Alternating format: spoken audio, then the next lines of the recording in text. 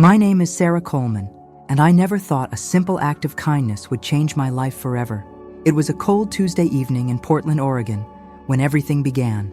The rain was coming down harder than usual, creating that familiar Pacific Northwest symphony against my apartment windows. The sound had always been comforting to me, a constant reminder that I was home, safe in my little corner of the world. I'd been living in apartment 3B at 1247 Oak Street for 3 years now. It wasn't much, a one-bedroom with creaky floors and windows that rattled when the wind picked up, but it was mine. After years of bouncing between shared apartments and sublets, having my own space felt like the greatest luxury in the world. I'd painted the walls a warm cream color, filled every corner with plants that somehow thrived despite the limited light, and turned the small living area into exactly the kind of home I dreamed of as a child. That evening, I was doing what I did most Tuesday nights, cooking enough soup to last me through the week and catching up on work emails. As a freelance graphic designer, I had the freedom to work from home, which meant I could indulge in my love of slow-cooked meals and have dinner ready by the time most people were just getting off work. I was stirring a pot of homemade chicken soup, the aroma filling my small kitchen, when I heard the knock. The recipe was my grandmother's, the one thing my mother had insisted on teaching me before I left for college. "Someday you'll need comfort food," she'd said, standing beside me in our tiny kitchen, guiding my hands as I learned to brown the chicken just right. "And someday, you might need to comfort someone else." I'd rolled my eyes at 17, thinking I'd never have time for such old-fashioned cooking. Now, at 32, I made that soup at least once a week, finding peace in the ritual of chopping vegetables and watching the broth slowly transform into something golden and nourishing. I'd added the carrots and celery. The kitchen windows steamed from the simmering pot when that hesitant knock came at my door. Living alone, especially as a woman, had taught me to be cautious. I'd installed a good peephole, kept my phone always charged, and never opened the door without knowing who was on the other side. Portland was generally safe, especially in my neighborhood, but you could never be too careful. It wasn't the confident rap of a delivery person, or the familiar rhythm of my neighbor Mrs. Chen, who lived across the hall and sometimes borrowed sugar or shared gossip about the building's other tenants. This was hesitant, almost apologetic, the kind of knock that suggested someone who wasn't sure they should be bothering anyone at all. I wiped my hands on my apron, the one with sunflowers that my mother had given me for my last birthday before she passed, and walked to the door, peering through the peephole. What I saw made my heart sink immediately. A man stood in the hallway, completely soaked from the rain that had been pounding the city all day. His clothes were worn and dirty, his gray hair matted against his head in wet strands that suggested he'd been outside for quite some time. He looked to be in his 70s, maybe older, with the kind of thin frame that spoke of missed meals and hard living. He was wearing an oversized coat that had probably fit him properly 20 pounds ago, and his hands were shaking, whether from cold or something else I couldn't tell. But it was his eyes that really got to me. Even through the small, warped glass of the peephole, I could see there was something lost in his eyes, something confused and frightened that made my chest tighten with recognition. I'd seen that look before, during my 5 years as a social worker before I'd switched to graphic design. It was the look of someone who'd become a stranger to their own life. I opened the door, keeping the chain lock engaged for safety, but my voice was gentle when I spoke. "Can I help you?" He looked up at me with confusion, his weathered face creased with worry lines that seemed to have been carved by years of hard decisions and harder circumstances. I'm sorry to bother you, miss. I think I'm lost." His voice was cultured, educated, not what I'd expected from his appearance. "I was looking for..." He paused, his brow furrowing as if trying to remember something that should have been simple, but had somehow become impossibly complex. "I was looking for my daughter.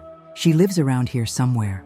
The way he said it, with such uncertainty, such desperate hope mixed with genuine confusion, made my chest tighten even more. I'd encountered this before in my social work days. Elderly people with dementia or Alzheimer's who would wander away from care facilities or family members, driven by memories and instincts their conscious minds could no longer fully process. They'd be looking for children who had grown up, homes they'd left decades ago, or people who existed only in the increasingly fragmented landscape of their memories. "What's your daughter's name?" I asked gently, already reaching for my phone to call for help if needed.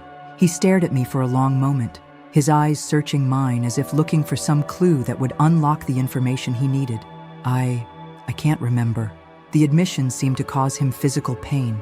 I know she has beautiful brown eyes, just like...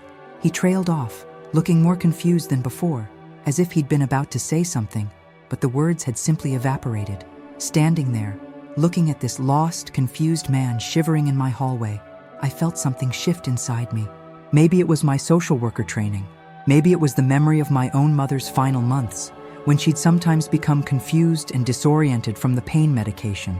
Or maybe it was simply the knowledge that we're all just one twist of fate away from being lost and alone ourselves. Whatever it was, I made a decision that would change everything. "Sir, you're soaked to the bone," I said, my voice warm with genuine concern. "Why don't you come in and warm up? I just made soup, and I can help you figure out where you need to go." His face lit up with such genuine gratitude that I felt tears prick my eyes. It was the kind of relief you see in someone who's been wandering in the wilderness and suddenly spots a light in the distance. "Oh, would you? That's so kind. My name is... He struggled for a moment, his face tightening with frustration. Thomas Miller." I unlatched the chain and stepped aside, noting how he moved carefully, as if he wasn't quite sure where he was going or whether the ground would hold him. "I'm Sarah. Come in, Thomas. Let's get you dry and fed." It wasn't the confident rap of a delivery person or the familiar rhythm of my neighbor, Mrs. Chen. This was hesitant, almost apologetic. I wiped my hands on my apron and walked to the door, peering through the peephole.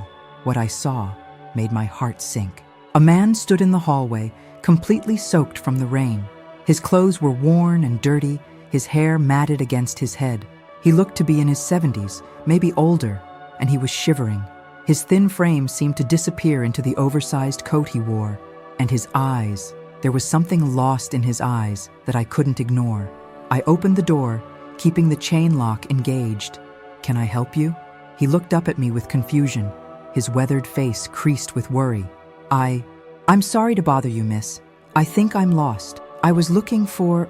He paused, his brow furrowing as if trying to remember something important.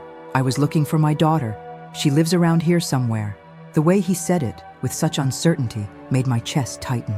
I'd been a social worker for 5 years before switching to freelance graphic design, and I'd seen this before. The confusion, the disorientation, the way he kept looking around as if the world had suddenly become unfamiliar. "What's your daughter's name?" I asked gently. He stared at me for a long moment, his eyes searching mine. I can't remember. I know she has beautiful brown eyes, just like..." He trailed off, looking more confused than before. I made a decision that would change everything. "Sir, you're soaked to the bone. Why don't you come in and warm up? I just made soup, and I can help you figure out where you need to go." His face lit up with such genuine gratitude that I felt tears prick my eyes. "Oh, would you? That's so kind. My name is... He struggled for a moment. Thomas Miller." I unlatched the chain and stepped aside. "I'm Sarah. Come in, Thomas. Let's get you dry and fed." As Thomas stepped into my apartment, I noticed how he moved, carefully, deliberately, as if he wasn't quite sure where he was going, but was trying to maintain some dignity in the process. He looked around my living room with wonder, taking in the warm lighting from the various lamps I'd collected over the years, the plants I'd carefully arranged by the windows to catch what little winter light Portland offered, the photos on my mantelpiece that told the story of a life lived independently but not alone. My apartment reflected who I'd become over the years, someone who valued comfort and beauty, but wasn't trying to impress anyone. The furniture was a mix of pieces I'd found at estate sales and hand-me-downs from my mother, all arranged to create cozy conversation areas. Books were stacked on every available surface, ranging from graphic design portfolios to novels I'd been meaning to read for months. The walls were covered with my own artwork, designs I'd created for various clients, mixed with photographs I'd taken during weekend trips to the Oregon coast and the Columbia River Gorge. "This is lovely," Thomas said softly, his voice filled with a wonder that seemed to surprise him. "It reminds me of somewhere I used to know." He paused by my bookshelf, running his finger along the spine of a collection of poetry. "Do you like to read?" "I do," I said, guiding him toward the kitchen. "Mostly mysteries and biographies. What about you?" "I used to," he said, and there was something wistful in his tone. I used to read everything I could get my hands on. Poetry, novels, history. He stopped, that familiar confusion creeping back into his expression. I used to do something with books, I think. I guided him to my kitchen table, a small round table I'd rescued from a thrift store and painted white, surrounded by mismatched chairs that somehow worked together. The kitchen was the heart of my apartment, small but efficient, with open shelving that displayed my collection of vintage dishes and cooking tools. The windows above the sink looked out onto the courtyard, where fairy lights strung between the trees created a magical glow, even on the rainiest nights. I brought Thomas a clean towel, noting how his hands shook as he accepted it. Here, dry off a bit. I'll get you a bowl of soup. It's chicken with vegetables, my grandmother's recipe. As I ladled the soup into one of my favorite bowls, a deep blue ceramic piece I'd bought at a local pottery studio, I watched Thomas from the corner of my eye. He was studying the photos on my refrigerator with intense concentration, as if they might hold some clue to the mystery of his own life. There were pictures of me with friends from college, my graduation from Portland State University, where I'd earned my degree in graphic design, a snapshot of me with my golden retriever Max, who'd passed away 2 years ago, and several photos of my mother and me taken over the years. His finger traced the edge of one photo, a picture of my mother and me from last Christmas, both of us laughing at something outside the frame. I'd printed it because it captured her so perfectly, the way her eyes crinkled when she really laughed, the slight tilt of her head when she was listening to someone she loved. It had been taken just 3 months before her cancer diagnosis, and looking at it always reminded me of how quickly life could change. "Here you go," I said, placing the steaming bowl in front of him along with some crackers I'd made the day before and a tall glass of water. "Careful, it's hot." Thomas looked down at the soup, then up at me, and for a moment, his eyes cleared. There was something there, a flicker of recognition that made my breath catch. It wasn't recognition of me exactly, but recognition of something familiar, something that connected to a memory he could almost but not quite access. "You're so kind," he said, his voice thick with emotion. "Just like my little girl used to be. She always took care of everyone." He picked up the spoon with hands that were steadier now that they were warming up. "She used to make soup just like this when she was learning to cook, burned it half the time, but it was made with love." I sat down across from him, wrapping my hands around my own cup of tea, chamomile with honey, my go-to comfort drink on cold, rainy nights. "Tell me about her.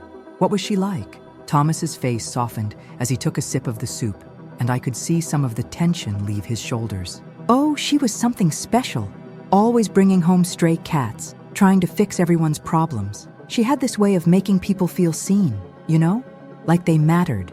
He paused, his spoon halfway to his mouth, as if caught by a particularly vivid memory.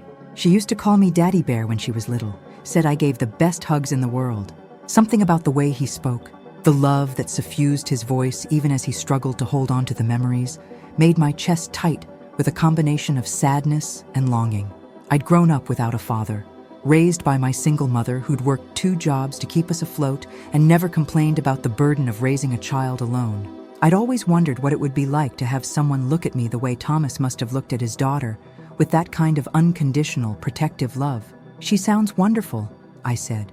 "When did you last see her?" The confusion crept back into his eyes, and I could see him struggling to organize memories that no longer wanted to stay in chronological order. I'm not sure. Time feels all mixed up lately. Sometimes I think I saw her yesterday. Sometimes it feels like years." He set down his spoon and rubbed his temples with the heel of his palms. "The doctors say there's something wrong with my brain, but I don't want to forget her. I can't forget her." My heart broke for him. I'd suspected what this was from the moment I'd seen him in the hallway, but hearing him acknowledge it made it real. Alzheimer's or dementia was a cruel disease that stole not just memories, but identity itself, leaving people trapped in a world that became increasingly foreign and frightening. "Thomas, do you remember where you live?" I asked gently. "Is there someone I can call?" He fumbled in his coat pocket and pulled out a crumpled piece of paper that looked like it had been folded and unfolded many times. His movements were careful, deliberate, as if he knew this piece of paper was important, but couldn't quite remember why. "I have this, but I can't. The words don't make sense anymore." I took the paper gently, smoothing it out on the table between us. It was an address, Sunset Manor, a care facility about 10 miles away that I'd heard good things about from my social worker days. There was also a phone number written in careful feminine handwriting, along with a note that said, "If found, please call Sunset Manor, room 14B, emergency contact, Sarah Miller." The name hit me like a physical blow, as if someone had reached out and slapped me. Sarah Miller. My name was Sarah, and seeing it written there in what looked like a daughter's careful handwriting made my vision blur for a moment. The coincidence was so overwhelming, it felt almost surreal. "Thomas," I said carefully, trying to keep my voice steady. "This says your emergency contact is Sarah Miller. Your daughter's name is Sarah?" He looked at me with those clear, sad eyes that seemed to see straight through to my soul. My sweet Sarah. She's got the biggest heart in the world. Just like you, dear. The way you invited me in, fed me. It's exactly what she would do. He reached across the table and patted my hand. "You remind me so much of her. The same gentle way, the same beautiful eyes." I stared at the paper, my mind reeling from the coincidence. The universe had a strange sense of humor sometimes, but this felt like more than coincidence. Here was this lost man looking for his daughter Sarah, and I'd opened my door to him. A woman named Sarah, living on the same street where his daughter apparently lived, or had lived, or where he thought she lived. The synchronicity was almost too much to process. "Thomas, I need to call this number," I said, reaching for my phone. "They're probably worried about you." He nodded, but his attention had drifted to the window, where the rain was still coming down in sheets, creating rivers that ran down the glass and distorted the lights of the city beyond. "She used to love the rain," he said quietly, his voice soft with memory. "Would dance in it when she was little. Her mother and I would watch from the porch, laughing at how she'd spin and spin until she was dizzy and fell down in the grass, giggling." I dialed the number, my hands trembling slightly as I listened to the phone ring. A woman answered on the second ring, her voice professional but tinged with worry. "Sunset Manor, this is Jennifer." "Hi, I have Thomas Miller here with me," I said, watching as Thomas continued to stare out the window, lost in what I hoped were happy memories. "He seems to have wandered away from your facility?" The relief in her voice was palpable, so strong I could practically hear her shoulders sagging with it. "Oh, thank God. We've been searching for him for 3 hours. He sometimes gets confused and tries to find his daughter, but he's never been gone this long. Is he okay? Is he hurt?" "He's safe," I assured her. "He's had some soup and he's warming up. I'm at 1247 Oak Street, apartment 3B. We'll send someone right away." "Thank you so much for taking care of him. His daughter will be so relieved. She's been beside herself with worry." After I hung up, I sat back down with Thomas, who was finishing his soup with obvious appreciation.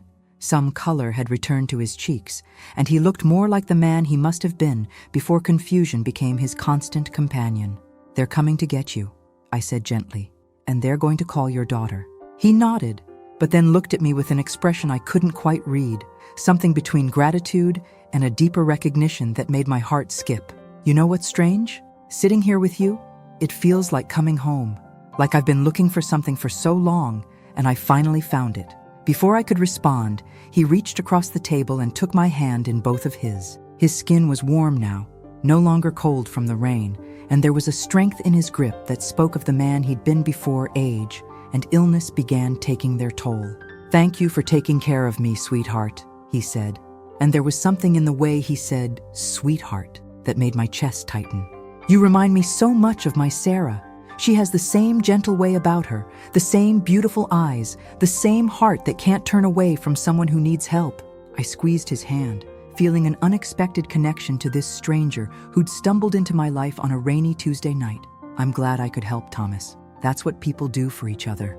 We sat in comfortable silence for a few minutes, just holding hands across my kitchen table, while the rain continued its percussion against the windows. Outside, the storm was beginning to ease up, and I could see the first hints of sunset breaking through the clouds, painting the sky in shades of amber and rose that seemed almost too beautiful for such a somber evening. When the doorbell rang 20 minutes later, Thomas's face fell like a child who'd been told recess was over. "I suppose that's them." I opened the door to find a kind-looking woman in scrubs, along with a security guard from the facility. They were both gentle with Thomas, patient, as he gathered his few belongings and slowly prepared to leave the warmth and safety of my apartment. "Thank you again," the nurse said to me, as they prepared to escort Thomas to the elevator. "You probably saved his life. He could have been out there all night in this weather, and at his age, with his condition." She didn't finish the sentence, but she didn't need to. As they led Thomas toward the elevator, he turned back to me one last time. His eyes were clearer than they'd been all evening, as if the combination of warmth, food, and human kindness had temporarily pushed back the fog that usually surrounded his thoughts. "Goodbye, dear," he said, his voice strong and certain. "You've got a beautiful heart, just like my Sarah.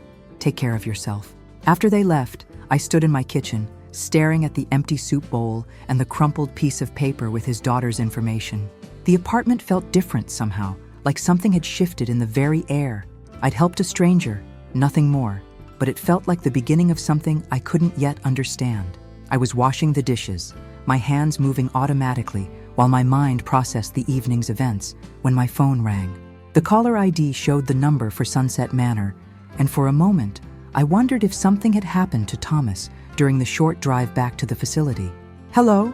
Hi, is this Sarah? The woman who helped Thomas Miller tonight?" The voice was young, female, and heavy with emotion. I could hear the exhaustion and relief warring in her tone. "Yes, that's me. This is Sarah Miller, Thomas's daughter. I can't thank you enough for what you did tonight. When they called to say he was safe, that someone had taken him in and fed him, Her voice broke, and I could hear her trying to compose herself. "I'm sorry. I've been so scared. He's been wandering more lately, and I was terrified something would happen to him." I sank into my chair, my heart pounding as I processed what I was hearing. Here was the other Sarah, the daughter Thomas had been looking for, the emergency contact whose name had seemed like such an impossible coincidence. "It's okay," I said, surprising myself with how steady my voice sounded. "He's a lovely man. He talked about you the whole time he was here. He loves you so much." "He did?" She sounded surprised, and there was a note of desperate hope in her voice. "Lately, he doesn't always remember me. The Alzheimer's is getting worse, and some days he looks at me like I'm a stranger. I've been wondering if I made the right choice, putting him in the facility. Maybe I should have tried harder to keep him at home." "He remembers you," I said firmly, thinking of the way Thomas's face had lit up when he talked about his daughter. "He remembers your love for animals, how you used to make soup when you were learning to cook, how you cared for everyone around you.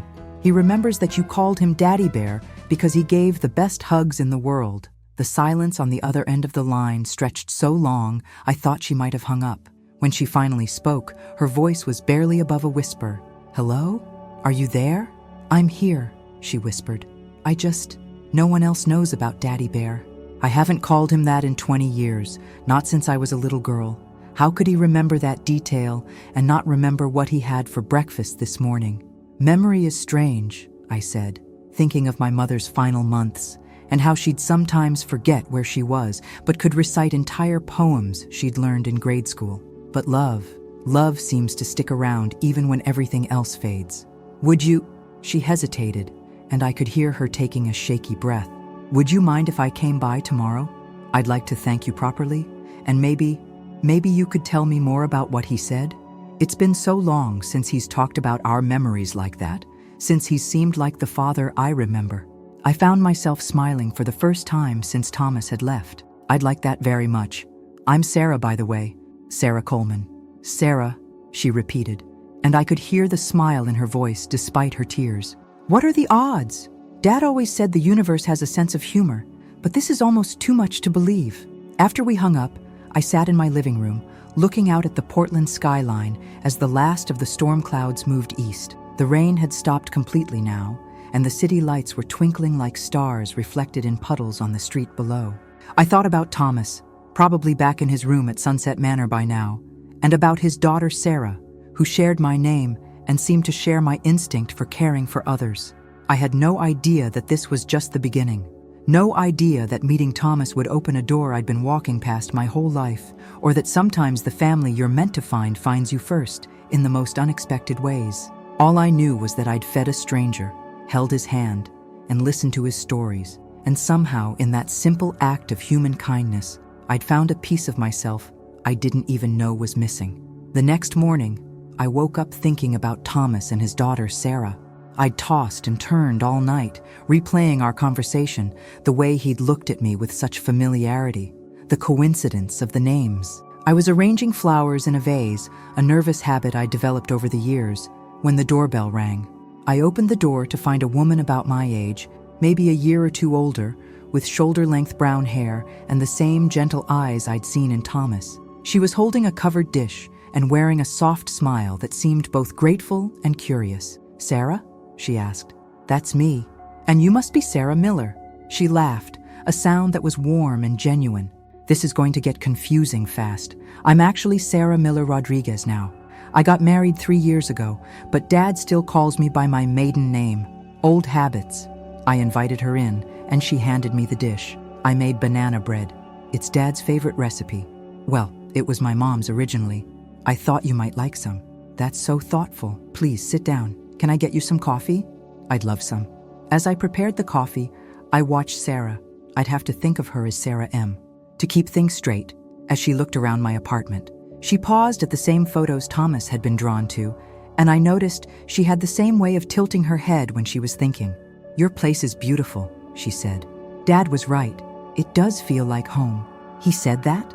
"When I visited him this morning, he was more lucid than he's been in weeks. He told me all about the angel who fed him soup and held his hand. He said you had the most beautiful heart, just like his Sarah." She smiled. "He meant me, of course, but hearing him say it, it's been so long since he's talked about me that way." I brought over the coffee, and we sat at the same table where Thomas and I had shared soup the night before. "Tell me about him. What was he like before?" Sarah M's face lit up. "Oh, he was wonderful.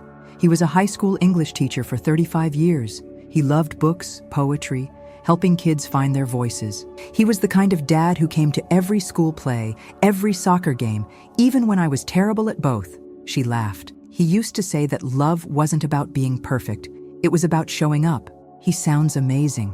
"He was, is. It's hard to talk about him in past tense when he's still here, you know. But the man he was, that man is slipping away a little more each day." She took a sip of her coffee, and I could see the pain in her eyes. "I moved him to Sunset Manor 6 months ago. I couldn't take care of him properly anymore. He'd wander off, leave the stove on, forget to eat. I found him standing in the middle of the street at 2 in the morning once, completely lost. That must have been terrifying." "It was, but the guilt was worse. I felt like I was abandoning him, even though I knew it was the right thing to do." She wrapped her hands around her mug.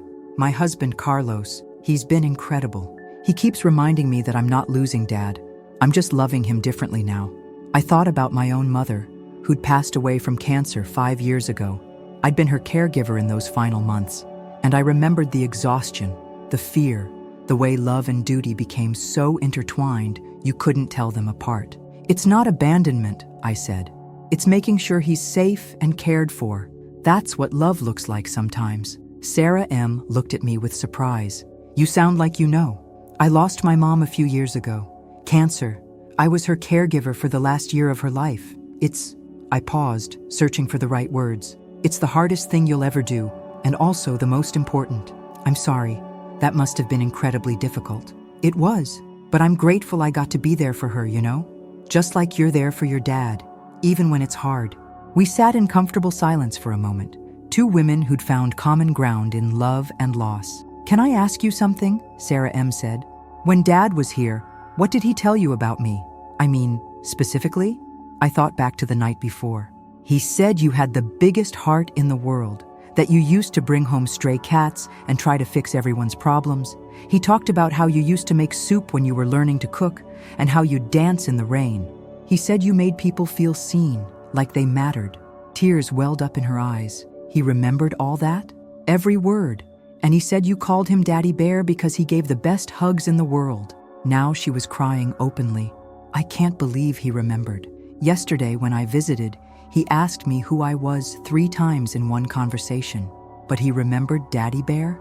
"The heart remembers what matters most," I said, offering her a tissue. "Even when the mind gets confused." She wiped her eyes and smiled. "You know what's strange? Listening to you talk about him, it's like hearing someone describe the father I remember. Lately, when I visit, I see this confused, sometimes angry man who looks like my dad, but doesn't feel like him. But last night, you met my real father. He's still in there, I said. The love is still there, even when everything else gets fuzzy. I needed to hear that. I've been feeling so lost lately, like I'm grieving someone who's still alive. My therapist says that's normal with Alzheimer's, but it doesn't make it easier. I reached across the table and took her hand, the same gesture I'd shared with Thomas. You're not losing him. You're just learning to love him in a different way. Thank you, she said, squeezing my hand. I mean it. What you did for him last night, it was more than just giving him soup. You gave him dignity. You treated him like a person, not just a problem to be solved. Anyone would have done the same thing. No, they wouldn't have. I know because I've seen how people look at him when he gets confused in public, like he's broken or dangerous. But you saw him as human. We talked for another hour, sharing stories about our parents, our lives, our dreams. I learned that Sarah M. was a pediatric nurse, that she'd been trying to have a baby for 2 years, that she played piano and made terrible jokes and had inherited her father's love of books. She learned that I was a graphic designer, that I'd always wanted to travel but never found the courage, that I'd been single for 3 years and was perfectly content with my plants and my work. You know what's funny? She said as she was getting ready to leave. I came here to thank you, but I feel like I'm the one who got the gift. It's been so long since I've talked to someone who really understands. I feel the same way, I said, and I meant it. There was something about Sarah M. that felt familiar, comfortable, like talking to a sister I'd never had. Would you, she hesitated, would you maybe want to visit Dad with me sometime? I think he'd love to see you again. And honestly, I could use the company. Visiting him alone is getting harder. I didn't hesitate. I'd love that. Really? You don't have to. I know you barely know us. I'd like to get to know you both better, I said. If that's okay with you. Her smile was radiant. It's more than okay. It's perfect. After she left, I sat at my kitchen table, eating a slice of her banana bread and thinking about the strange turns life can take. Yesterday, I'd been a woman living a quiet, solitary life. Today, I felt like I'd found something I didn't even know I was looking for. I was cleaning up the coffee cups when my phone rang. It was Sarah M. I hope I'm not bothering you, she said, but I just had the strangest conversation with Dad. What happened? I went to visit him after I left your place. He was sitting in his chair, looking out the window, and when he saw me, he smiled and said, Sarah, sweetheart, I met your sister yesterday. My breath caught. His sister? No, my sister. He said he met Sarah's sister. He was talking about you. He said you had the same eyes, the same heart. He was so clear about it, so certain. I tried to explain that you weren't my sister, but he just patted my hand and said, the heart knows what the heart knows. I didn't know what to say. The coincidence was overwhelming. 2 Sarahs, both drawn to helping others, both connected to this sweet man who was losing his memories, but somehow seeing connections the rest of us missed. That's really something, I managed. Sarah, can I ask you something personal? Do you have any siblings? No, I'm an only child. My mom raised me alone.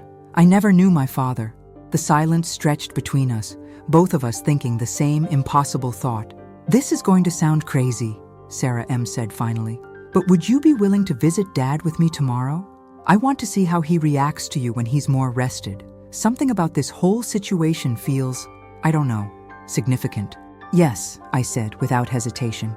I'd like that very much. After we hung up, I walked to my bedroom and opened the box I kept on my dresser, the one with the few things I had from my childhood, my birth certificate, some photos of my mom, a few pieces of jewelry. I pulled out the birth certificate and stared at my father's name, listed simply as unknown. My mother had never talked about him much. She'd said he was a good man who couldn't stay, and that was all she'd ever been willing to share. I'd stopped asking questions years ago, accepting that some mysteries were meant to remain unsolved. But now, looking at that document, I wondered if the universe was trying to tell me something. If sometimes the family you're meant to find finds you first, in the most unexpected ways. I fell asleep that night thinking about Thomas, about his daughter Sarah, about the strange pull I felt toward both of them. In my dreams, I was a little girl again, dancing in the rain while someone watched from a porch, laughing with love and joy. When I woke up, I could almost hear the echo of that laughter, and for the first time in my life, I wondered if I'd been looking for the wrong things all along. The next morning, I met Sarah M. at Sunset Manor. The facility was nicer than I'd expected. Warm lighting, comfortable furniture, and a staff that seemed genuinely caring. But there was still that institutional feel, that sense of lives being carefully managed rather than fully lived. "He's been asking about you since yesterday," Sarah M. said as we walked down the hallway. "He keeps calling you the other Sarah and asking when you're coming back. How's he doing today?" "Better. He had a good night's sleep and he ate all his breakfast. Some days are clearer than others." She paused outside room 14B. "I should probably warn you. He might not remember you at first, or he might remember you perfectly. With Alzheimer's, you never know which version of him you're going to get." She knocked gently and opened the door. Thomas was sitting in a chair by the window, looking out at the garden.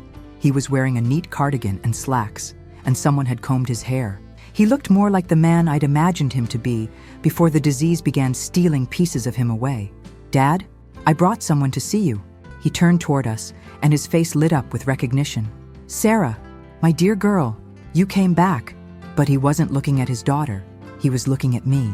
I approached slowly, not wanting to startle him. "Hello, Thomas. It's good to see you again. I was hoping you'd come," he said, reaching for my hand. "I've been thinking about you all morning, about how kind you were, how you reminded me of—" He paused, his brow furrowing. "You reminded me of someone important." Sarah M. sat down on the bed, watching our interaction with fascination. "Dad, this is Sarah Coleman. She's the one who helped you the other night?" "I know who she is," Thomas said, still holding my hand. "She's family." The word hung in the air between us. Family. Such a simple word, but it carried so much weight, so much longing. "Thomas," I said gently, "can you tell me about your family? About your daughter?" He looked at Sarah M., then back at me. "I have 2 daughters," he said matter-of-factly. "Sarah here, my little angel, and Sarah there, my lost bird who came home." Sarah M. and I exchanged glances. There was something in his tone, a certainty that made my chest tight. "Dad, you only have 1 daughter," Sarah M. said gently. "Just me." Thomas shook his head. "No, sweetheart. I have 2 Sarahs. I've always had 2 Sarahs. One I raised and one I lost." He turned to me. "But you're not lost anymore, are you, little bird?" The nickname hit me like a physical blow. My mother used to call me that, her little bird. She'd said it was because I was always ready to fly away, always dreaming of somewhere else. I'd never told anyone about that nickname, not even my closest friends. "Thomas," I said, my voice barely above a whisper. "Why do you call me that?" "Because that's what you are," he said simply. "My little bird who flew away and came back to me." He squeezed my hand. "I've been waiting for you for so long." Sarah M. was staring at both of us, her face pale. "Dad, I don't understand. What do you mean you've been waiting for her?" Thomas looked at his daughter with such love and sadness that it took my breath away. "Oh, my dear girl. You don't remember because you were too young, but I remember. I remember everything about the day we lost our little bird." "Lost her how?" I asked, though I was afraid of the answer. "The day your mama took you away," he said, tears filling his eyes. "You were only 3 years old, such a tiny thing but so full of life. You used to follow Sarah around everywhere, calling her sissy and trying to do everything she did." My legs felt weak. I sank into the chair across from him, my mind reeling. "Thomas, I think you might be confused. I don't have a sister. I never had a sister." "You did," he said firmly. "You had Sarah, and she had you. Margaret, your mama, she was so young when she had you. Only 19. She tried to make it work, but she was scared and alone, and I wasn't the man I should have been." Sarah M. was crying now. "Dad, what are you talking about? I don't remember any of this." "You were 4 when she left," Thomas said to his daughter. "You cried for weeks, asking where your baby sister went. We told you she'd gone to live with her mama, that she'd come back someday. But as time went on, you stopped asking, and we stopped talking about it." "We?" I managed to ask. "Your mama and I," he said. "We were never married. I was young and stupid, and when she told me she was pregnant, I panicked. I wasn't ready to be a father. But when you were born," his voice broke. "When you were born, you were perfect. You had these beautiful eyes, just like Sarah's, and you looked at me like I was the most important person in the world. I felt like I was drowning." "What was her name?" "My mother's name? Margaret Rose Coleman. Maggie, I called her. She was studying to be a nurse, working nights to support you both. She lived in a little apartment on Oak Street. The address hit me like a slap. Oak Street. I lived on Oak Street, the same street where Thomas had found me 2 nights ago. "Thomas," I said, my voice shaking. "What happened? Why did she leave?" His face crumpled. "We had a fight, a terrible fight. I'd been drinking. I was doing that too much in those days, and she said she couldn't raise you in that environment. She said she was taking you somewhere safe, somewhere you could have a real life. I was too proud to stop her, too stupid to fight for you." "But she didn't just leave town," Sarah M. said, wiping her eyes. "She stayed in Portland. Sarah grew up here." Thomas nodded. "She did. She got a job at the hospital, raised our little bird all on her own. I looked for you both for years, but Portland's a big city, and Margaret was good at staying hidden.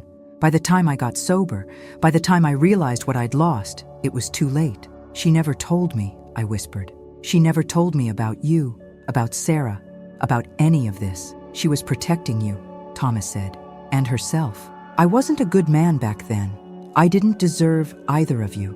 I looked at Sarah M., this woman who might be my sister, trying to see the resemblance I'd missed before. Now that I was looking for it, it was everywhere. The shape of our eyes, the way we both tucked our hair behind our ears when we were thinking, the way we'd both instinctively reached for each other's hands. "This is impossible," Sarah M. said. "I would remember having a sister. I would remember her leaving." "You were so young," Thomas said, "and we thought it would be easier for you if you just forgot. We were wrong about that too." "I have photos," I said suddenly. "Photos of my mom from when I was little. Maybe—" "Yes," Thomas said eagerly. "Show me. I want to see what became of my Maggie." With trembling hands, I pulled out my phone and scrolled through the photos I'd scanned from my mother's old albums. I found one of her holding me when I was about 2 years old, both of us smiling at the camera. Thomas took the phone and stared at the photo for a long moment. "Oh my God," he whispered. "That's her. That's my Maggie." He looked up at me with tears streaming down his face. "And that's my little bird. Look at you. So beautiful, so happy." Sarah M. leaned over to look at the photo. "She does look familiar," she said softly. "There's something about her eyes. I think I might remember her. Just flashes, like a dream."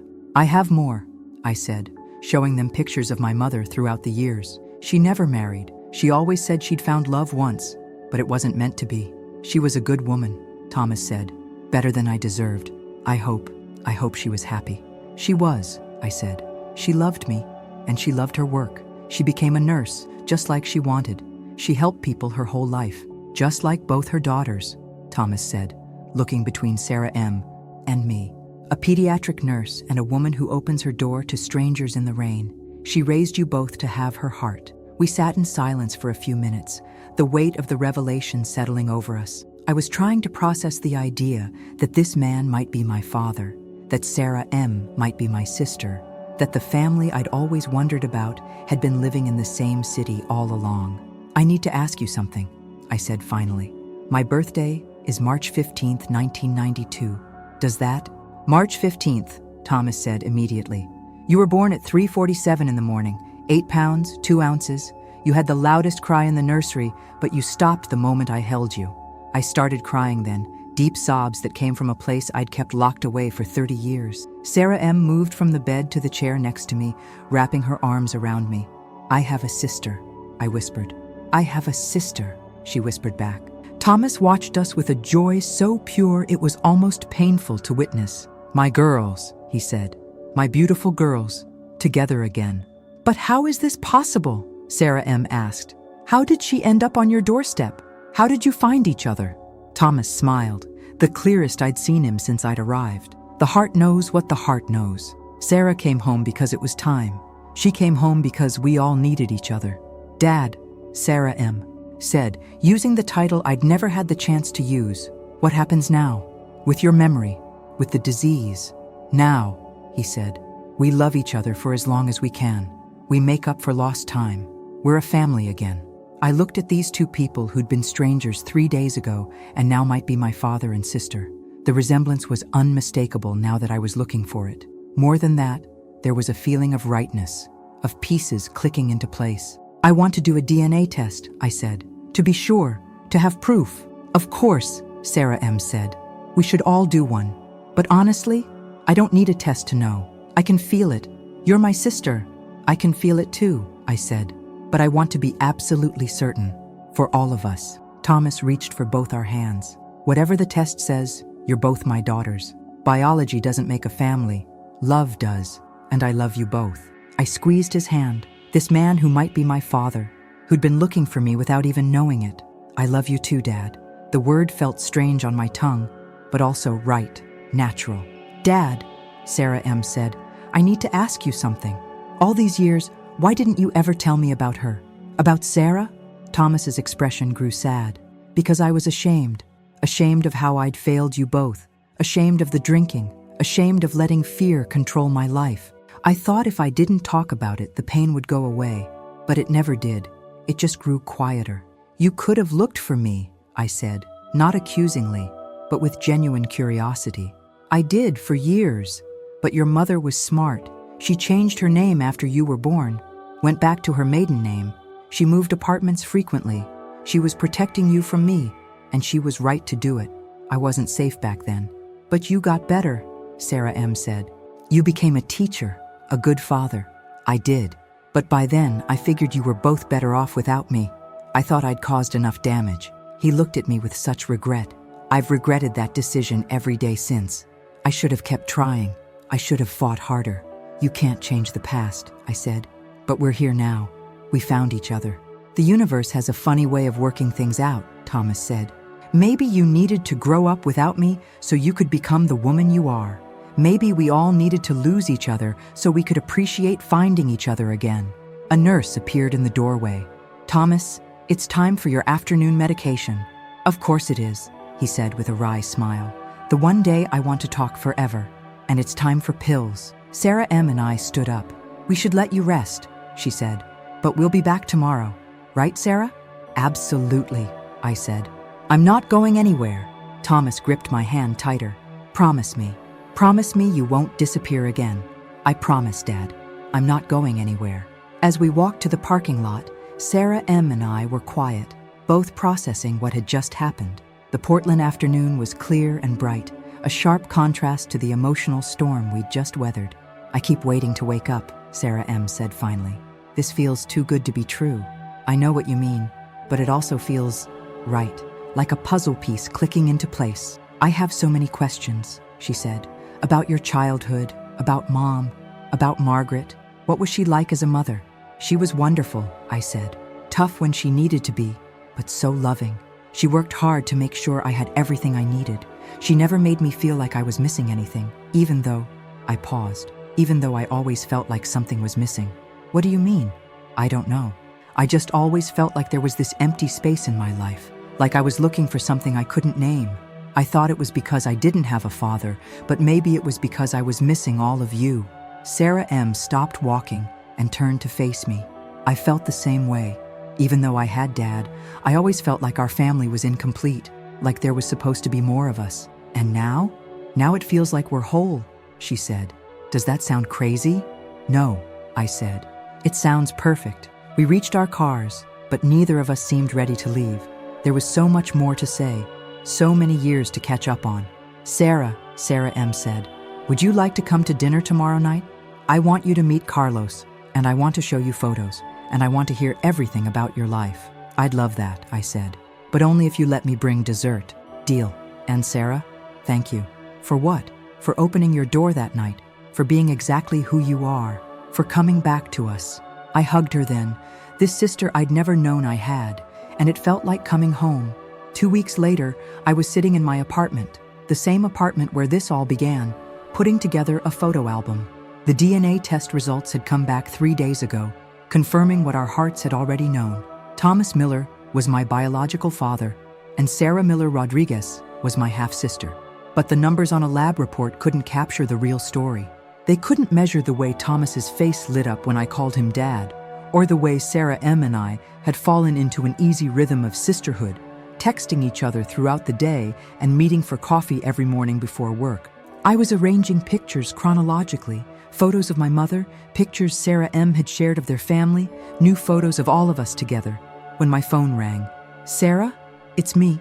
Sarah M.'s voice was shaking. "I'm at the hospital. Dad, he had another episode.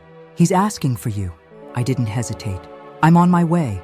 The drive to the hospital felt endless. In the past 2 weeks, Thomas had been having more frequent confused periods, moments where he didn't recognize us or remember our story. But he'd also had beautiful, clear moments where he'd tell us stories about our mother, about Sarah M's childhood, about his dreams for the family we could have been. I found Sarah M in the waiting room, her eyes red from crying. Carlos was with her, his arm around her shoulders. "What happened?" I asked. "He got confused during lunch," she said. "He thought he was late for teaching a class that ended 20 years ago. When the nurses tried to calm him down, he became agitated, almost violent. They had to sedate him." "Is he okay now?" "He's stable. The doctor says this is part of the progression. The episodes are going to get worse and more frequent." She looked at me with such pain. "I'm losing him, Sarah. We just found each other, and I'm losing him." "We're losing him," I corrected gently. "But we're not losing each other." Carlos squeezed Sarah M's hand. "The doctor says we can see him now. He's awake and asking for both of you." We found Thomas in a hospital bed, looking smaller and more fragile than I'd ever seen him. But his eyes were clear, and he smiled when he saw us. "My girls," he said softly. "I was afraid you wouldn't come." "We'll always come," I said, taking his hand. "We're family." "I had the strangest dream," he said. "I dreamed I was young again, and I was dancing with your mother at some college party. She was wearing a yellow dress, and she was laughing at something I'd said. She looked just like you, Sarah." He squeezed my hand. "She was so beautiful, so full of life." "She was," I said. "She would have loved seeing us all together." "She would have been proud," Thomas said.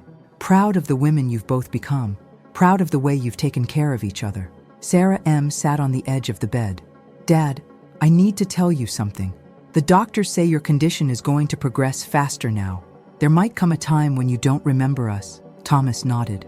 "I know. I can feel it sometimes, like fog rolling in. But I need you both to know something." He looked at each of us in turn.